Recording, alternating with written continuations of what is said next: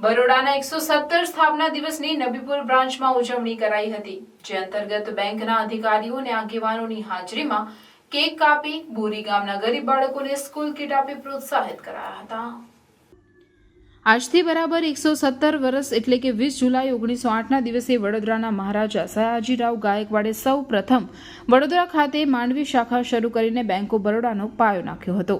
ત્યાર પછી તેનો વ્યાપ વધારી દેશ વિદેશમાં તેની શાખાઓ શરૂ કરાઈ હતી. ત્યારબાદ ભારતના તત્કાલીન વડાપ્રધાન ઇન્દિરા ગાંધી દ્વારા બેંકોના રાષ્ટ્રીયકરણની યોજના લાવતા 19 જુલાઈ 1969માં બેંક ઓફ બરોડાનું પણ રાષ્ટ્રીયકરણ કરાયું હતું.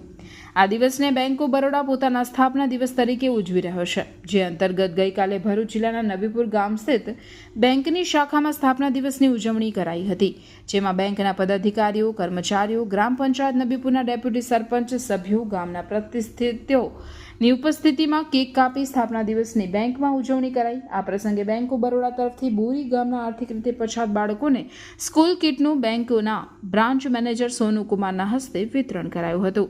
આ પ્રસંગે બ્રાન્ચ મેનેજરે બેંકને સહાય આપવા બદલ સૌ ગ્રાહકોનો આભાર व्यक्त કર્યો હતો.